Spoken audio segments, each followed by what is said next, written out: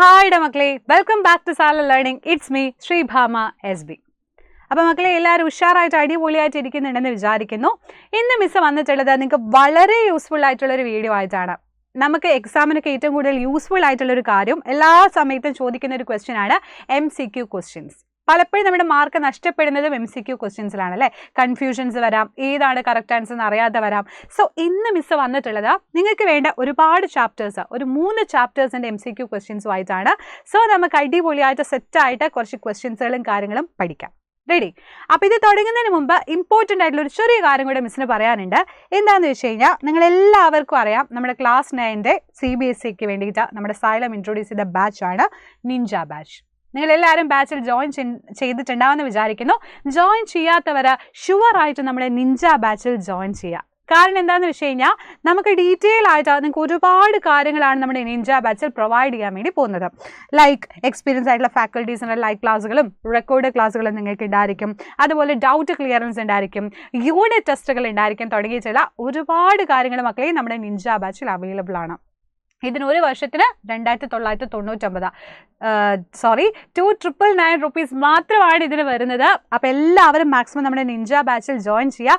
ഇതുപോലെയുള്ള MCQ questions, ഒരുപാട് questions നമ്മൾ നിഞ്ച ബാച്ചിൽ ഡിസ്കസ് ചെയ്യുന്നുണ്ട്. ഇവിടെ കുറച്ചല്ലേ ഡിസ്കസ് ചെയ്യുന്നുള്ളൂ, ഒരുപാട് നമ്മൾ നിഞ്ച ബാച്ചിൽ അവൈലബിൾ ആയിരിക്കും. സോ മാക്സിമം ജോയിൻ ചെയ്യുക. നമ്പർ ഇവിടെ കൊടുത്തിട്ടുണ്ട്, കോൺടാക്ട് ചെയ്യാം. റെഡി? അപ്പോൾ നമുക്ക് നമ്മുടെ കാര്യത്തിലോട്ട് വരാം. നമുക്ക് ഇമ്പോർട്ടൻ്റ് ആയിട്ടുള്ള കുറച്ച് ക്വസ്റ്റ്യൻസിലോട്ടാണ് പോകാൻ പോകുന്നത്. ഫസ്റ്റ് ക്വസ്റ്റ്യൻ എന്താണെന്ന് നമുക്ക് നോക്കാം. Which one of the following is not property of gas? Gases has definite shape. Gases have no definite shape, definite volume. The rate of diffusion of gas is higher. Gaseous particles are in state of random motion. ഏതാണ് മക്കളെ ഇതിൽ ചോദിച്ചിട്ടുള്ളത്? Property അല്ലാത്തത് ഏതാണെന്നാണ് ചോദിച്ചിട്ടുള്ളത്. ഗ്യാസിൻ്റെ property അല്ലാത്തത് ഏതാണ്? Question വായിച്ചൊക്കെ ഏകദേശം നിങ്ങൾക്ക് ഏതാ ക്ലിയർ ആയിട്ട് മനസ്സിലാവുന്നേ? ഷേപ്പ് ഉണ്ടോ നമ്മുടെ ഗ്യാസിന്? ഒരിക്കലുമില്ല അല്ലേ. Gas have no definite shape. ഒരു ഡെഫിനിറ്റ് ഷേപ്പ് ഉണ്ടെന്ന് നമുക്ക് പറയാൻ വേണ്ടി പറ്റുമോ? ഇപ്പം നമ്മൾ സോളിഡിന് ഈ ഫോണിന് വേണമെങ്കിൽ ഒരു ഷേപ്പ് ഉണ്ടെന്ന് പറയാൻ വേണ്ടി പറ്റും. അതേപോലെ ലിക്വിഡ് ആയിട്ട് ഇപ്പോൾ വാട്ടർ ഉണ്ടെങ്കിൽ ഇവിടെ സാനിറ്റൈസർ, യെസ്, സാനിറ്റൈസറിന് ഒരു ഷേപ്പ് ഉണ്ടെന്ന് ചോദിച്ചാൽ കണ്ടെയ്നർ ഏതാണോ, എടുക്കുന്നത് എന്താണോ അതിൻ്റെ ബേസിലായിരിക്കും ഇതിൽ വരാമെന്ന് പറയാൻ പറ്റും. എന്നാൽ നമ്മുടെ ഗ്യാസിൻ്റെ കേസ് നോക്കുക, നമ്മുടെ ചുറ്റും തന്നെ ഗ്യാസ് ഉണ്ട്, നമുക്കറിയാൻ പറ്റുമോ ഏത് ഷേപ്പിലാണെന്ന്? ഇല്ല. So no definite shape. Gas is a state of matter in which the kinetic energy of particle is very high. Gases neither have definite shape nor volume. So അതുകൊണ്ട് gas have no definite shape. ഒരു definite shape ഉണ്ടോ ചോദിച്ചാൽ ഇല്ല. അപ്പോൾ ഇതിൽ തെറ്റായിട്ടുള്ളത് gas have a definite shape എന്ന് പറയുന്ന ഓപ്ഷനാണ് സെറ്റ്. റെഡി അല്ലേ? ക്ലിയർ അല്ലേടാ? അപ്പോൾ നോക്കുക, ഈ ഒരു ടേബിൾ പഠിച്ചു വെച്ചാൽ എല്ലാം നിങ്ങൾക്ക് ഈസി ആയിട്ട് പഠിക്കാം. നോക്കുക, മാസ് സോളിഡിലാണെങ്കിൽ ഡെഫിനിറ്റ് ആണ്, ലിക്വിഡ് ഡെഫിനിറ്റ് ആണ്, ഗ്യാസിൽ ഡെഫിനിറ്റ് ആണ്. മാസ് ഓക്കെയാണ്, കാരണം നമ്മൾ LPG സിലിണ്ടറും കാര്യങ്ങളൊക്കെ വാങ്ങിക്കാൻ പോകുമ്പോൾ 1 kg 2 kg എന്ന് പറഞ്ഞാലേ വാങ്ങിക്കുക. ബിക്കോസ് അതിൽ എന്തുണ്ട്? മാസ് ഉണ്ട്. That is fine. ബട്ട് ഇവിടെ പ്രശ്നം എന്താണ്? ഷേപ്പ് എന്ന് പറയുന്നത് ഒരു ഡെഫിനിറ്റ് ഷേപ്പും ഇല്ല. ഈ ലിക്വിഡിനാണെങ്കിൽ attain the container. And definite ഷേപ്പുള്ള ഒരേ ഒരാൾ നമ്മുടെ സോളിഡ് ആണ്. മിസ്സിൻ്റെ പെൻ തന്നെ കണ്ടാൽ നിങ്ങൾക്ക് മനസ്സിലാവും. റെഡി? ഇനി വോളിയം നോക്കുകയാണെങ്കിൽ സോളിഡിന് ഡെഫിനറ്റ് വോളിയം ഉണ്ട്, ആൻഡ് ലിക്വിഡിന് ഡെഫിനറ്റ് വോളിയം ഉണ്ട്, ആൻഡ് നോ ഡെഫിനറ്റ് വോളിയം ഇല്ലാത്ത ഒരാളും കൂടിയാണ് ആര്? ഗ്യാസ് എന്ന് പറയുന്നത്. സോ ഈ ടേബിൾ പഠിച്ചു വെച്ചാൽ ഈസി ആയിട്ട് നിങ്ങൾക്ക് ഏത് ക്വസ്റ്റ്യൻ ചോദിച്ചാലും മാർക്ക് സ്കോർ ചെയ്യാം. അപ്പോൾ നെക്സ്റ്റ് ക്വസ്റ്റ്യനിലോട്ട് പോവുകയാണെങ്കിൽ next question, the process in which solid is directly converted in to vapour state is called dash. Vaporisation, solidification, condensation, sublimation. ഏതാടാ മക്കളെ വരാം? ഇതിലെന്താ ക്വസ്റ്റ്യൻ വന്നിട്ടുള്ളത്? സോളിഡ് നേരിട്ട് വേപ്പർ സ്റ്റേറ്റിലോട്ട് മാറുന്നത്. Solid changes to gas. അത് സിമ്പിളായിട്ട് പഠിക്കാൻ നിങ്ങൾക്ക് SG എന്ന് പഠിച്ചു വെക്കാം. SG ആയിട്ട് വരുന്നത് ഏതിലാ ചോദിച്ചാൽ സബ്ലിമേഷൻ ആണ് കറക്റ്റ് ആയിട്ടുള്ള ആൻസർ. സബ്ലിമേഷൻ. ദാ നോക്കിക്കോ, sublimation. The process in which solid directly converted in to vapour state is called sublimation.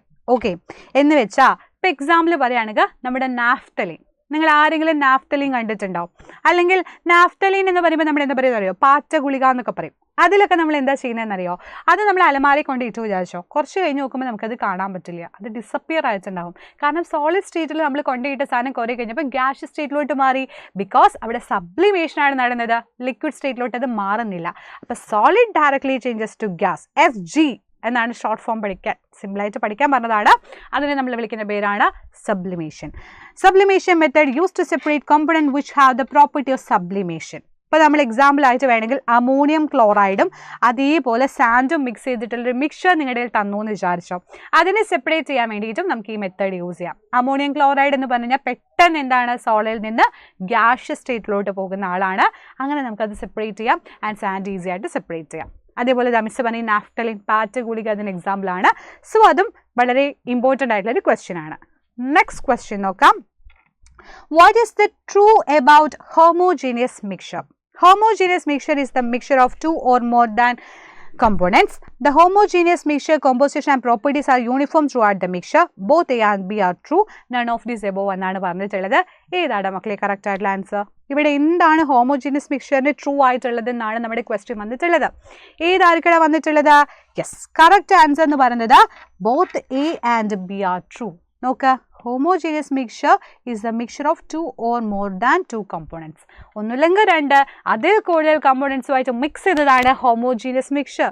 Correct അല്ലേ? ആണോ? യെസ്. അതുപോലെ വേറൊന്ന് homogeneous mixture, two or more than two components have the same composition and properties through the mixture. അല്ലേ? And homogeneous mixture composition and properties are uniform throughout the mixture. Completely uniform ആയിരിക്കും അല്ലേ? Uniform composition ആണ് നമ്മുടെ homogeneous mixture കാണിക്കുന്നത്. അപ്പോൾ അതുകൊണ്ട് തന്നെ ഈ പറയുന്ന രണ്ട് both A and B correct ആയിട്ടുള്ള ആൻസർ ആണ് നമുക്ക് പറയാൻ വേണ്ടി പറ്റും. ഇത് പഠിച്ചാൽ നിങ്ങൾക്ക് സെറ്റായിട്ട് കിട്ടും. ഹോമോജീനിയസ് മിക്സ്ചർ എന്ന് പറഞ്ഞാൽ എന്താ? യൂണിഫോം കോമ്പോസിഷൻ കാണിക്കുന്നു.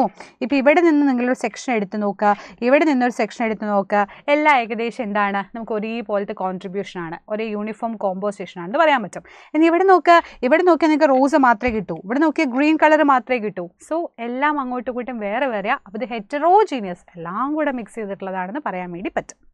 റെഡി അല്ലേടാ? എന്നാൽ അടുത്ത ക്വസ്റ്റ്യനിലോട്ട് പോവാം അല്ലേ? Which of the following property does not describe a compound? It's composed of two or more elements. It's a pure substance. It cannot be separated into constituent by the physical means. It is mixed in any proportion by mass.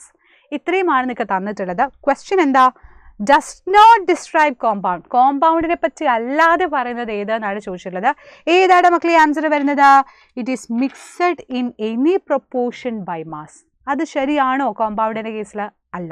A compound is a composed of two or more element with a fixed proportion by mass. ഒരു fixed proportion by മാസിൽ മാത്രമേ നമുക്ക് എന്ത് ചെയ്യാൻ പറ്റുള്ളൂ? കോമ്പൗണ്ടിനെ compose ചെയ്യാൻ വേണ്ടിയിട്ട് പറ്റുള്ളൂ. സോ അതുകൊണ്ട് ഇത് തെറ്റായിട്ടുള്ള ഓപ്ഷൻ ആണെന്ന് പറയാം അല്ലേ? It is pure substance and cannot be separated into constituent by physical means.